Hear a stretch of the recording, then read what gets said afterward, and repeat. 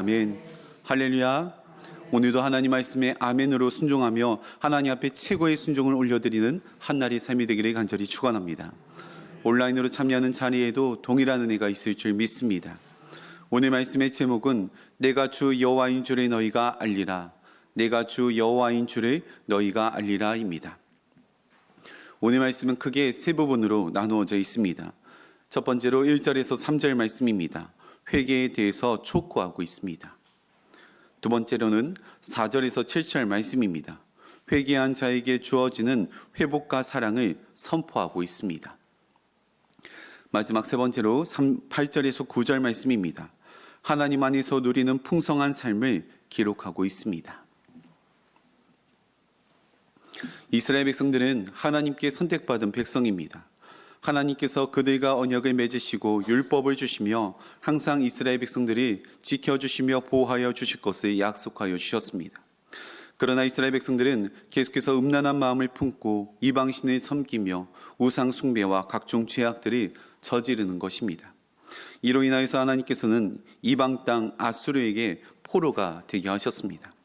그러나 하나님께서는 타락하고 부패한 이스라엘 백성들이 버리지 않으시고 그들이 다시 찾으십니다. 또한 그들이 용서하시며 한없는 자비를 베풀어 주시는 분이십니다. 비록 지금은 이스라엘 땅이 무너져 있지만 다시 이스라엘 땅으로 돌아오게 하시며 거룩한 백성으로 회복시켜 주시겠다 약속하십니다. 성경 속에는 다양한 주제들이 포함되어 있지만 그 중에 모든 것에 관통하는 주제를 뽑자면 단연코 사랑일 것입니다. 사랑이란 단어 속에 성경의 모든 내용들이 포함되어 있습니다. 미국의 신학자 레너드 스윗은 성경은 하나님의 연애 편지로 읽어야 가장 맞다라고 이야기를 합니다. 그만큼 하나님께서는 이스라엘 백성들이 열렬히 사랑하셨고 그들이 향한 애절한 마음을 가지고 계신 분이십니다. 결국 하나님께서 호세아 선지자가 겪었던 아픔을 통하여서 전해주고 싶었던 것도 하나님은 이스라엘 백성들을 끝까지 사랑하신다라는 메시지를 전해주고 싶으셨던 것입니다. 그럼에도 이스라엘 백성들의 죄악은 끊이지 않았습니다. 그렇다면 이스라엘 백성들이 어떻게 해야 다시 하나님의 사랑 안에 거할 수 있으며 또 하나님의 사랑을 받아 누릴 수 있는 것인지 오늘 말씀을 통하여서 영적인 교훈을 얻고 기도의 제목을 삼고자 합니다. 첫 번째로는 진실한 입술의 열매가 있어야 합니다. 오늘 본문의 말씀 1절입니다. 이스라엘아 내 하나님 여호와께로 돌아오라. 내가 불의함으로 말미암아 엎드려졌느니라. 호세아 선지자는 내 하나님 여호와께 돌아오라. 여호와께 돌아와서 모든 불의를 제거하고 하나님의 용서함을 받으라라고 말씀하고 있습니다. 물론 이스라엘 백성들도 하나님의 말씀을 듣고 여호와께 돌아가려고 노력하였습니다. 그러나 그들은 거짓 회개에 머물렀습니다. 하나님 앞에 정성을 다해 예배를 드립니다. 날마다 소나 양을 잡아 하나님께 제사를 올려드렸습니다. 그러나 정작 삶은 변화되지 않았습니다. 죄악된 모습은 그대로 가지고 있으면서 수없이 많은 예배와 제사만 올려드렸던 것입니다. 형식과 경건의 모양만 갖추었지 하나님 앞에 온갖 죄악을 저지르면서도 양심의 가책 하나 없이 하나님을 예배한다라고 고백하였던 것입니다. 그러나 이런 예배는 절대로 하나님께서 받으시지 않으십니다. 이는 자신의 죄책감을 덜어내기 위해 예비하는 것이지 하나님께서 베풀어 주셨던 은혜를 생각하면서 또 감사하는 마음으로 올려드리는 진정한 예배가 아니라는 것입니다. 사무엘상 15장 22절 말씀 보시면 여호와께서 번제와 다른 제사를 그의 목소리를 청종하는 것을 좋아하심같이 좋아하시겠나이가 순종이 제사보다 낫고 듣는 것이 순양의 기름보다 나으니. 그렇다면 어떻게 해야 여호와 하나님께 돌아갈 수 있겠습니까? 오늘 본문의 말씀 2절입니다. 너는 말씀을 가지고 여호와께로 돌아와서 아래 길의 모든 불의를 제거하시고 선한 발을 받으소서. 우리가 숫송아지를 대신하여 입술의 열매를 주께 드리리이다. 호세아 선지자는 하나님께 돌아올 때 말씀을 가지고 여호와께 돌아와야 한다라고 이야기하고 있습니다. 이스라엘 백성들에게 심판이 선포된 것도 하나님의 말씀을 버렸기 때문인 것입니다. 사실 구약시대에는 하나님께 나아갈 때 반드시 제물을 가지고 나아가야만 합니다. 그러나 호세아 선지자는 하나님을 아는 지식이 없이 그저 소나 양, 염소를 바치는 형식적인 제사는 하나님께서 원하시는 제사가 아니며 오직 살아계신 하나님의 말씀을 붙잡고 나아가야 한다라고 말하고 있는 것입니다. 또한 호세아 선지자는 하나님 앞에 입술의 열매를 드려야 한다라고 말하고 있습니다. 여기서 입술의 열매는 하나님께 드리는 진실된 회개와 찬양, 감사의 고백을 의미하는 것입니다. 이는 온몸과 마음으로 느끼는 깊은 후회와 뉘우침, 상하고 찢긴 심령, 또 진심 어린 회개에서부터 시작하는 것입니다. 존 웨슬리는 영국의 신약자이며 감리교의 창시자입니다. 그는 경건한 삶을 살아왔습니다. 여러 해 동안 목회 활동과 선교를 하였지만 내면의 변화를 경험하지 못한 채 불안한 마음을 가지고 살아갔습니다.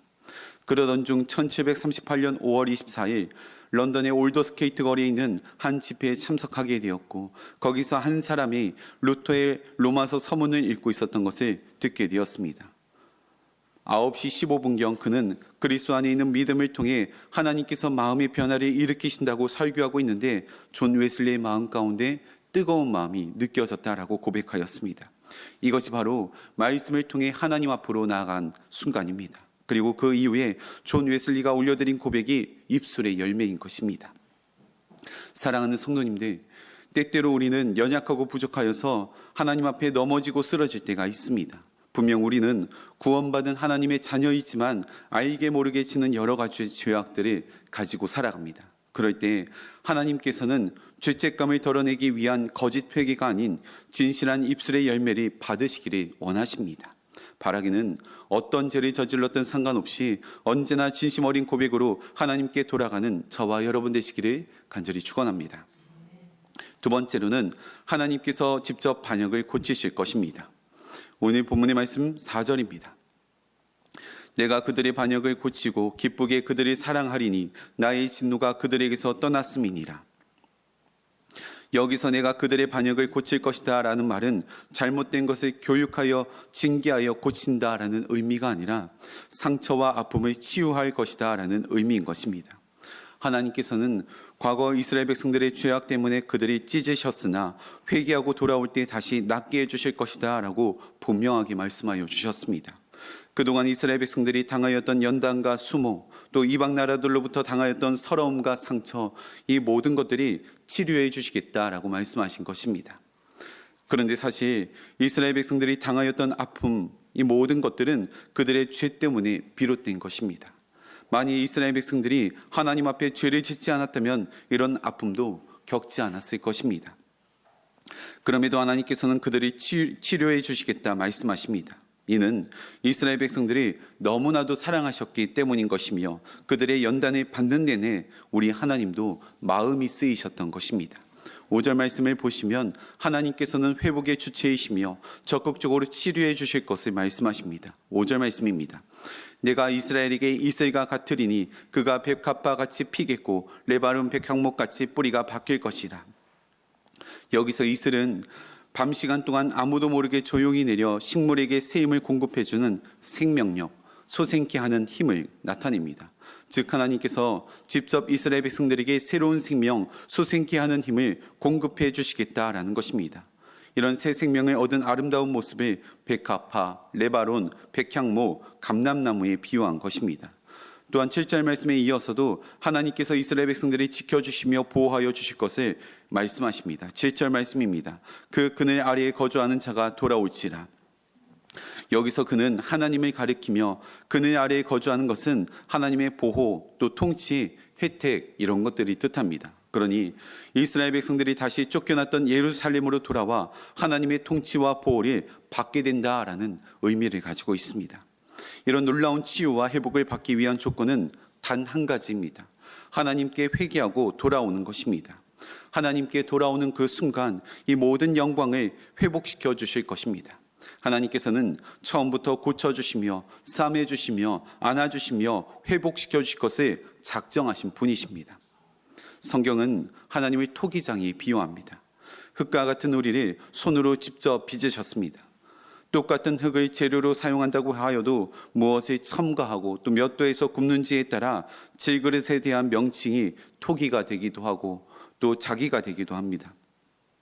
이는 전부 토기장이 손에 달려있는 것입니다. 흙이 원한다고 해서 스스로 되고 싶은 용도의 그릇이 만들어지는 것은 아닙니다. 판단의 주체는 토기장이입니다.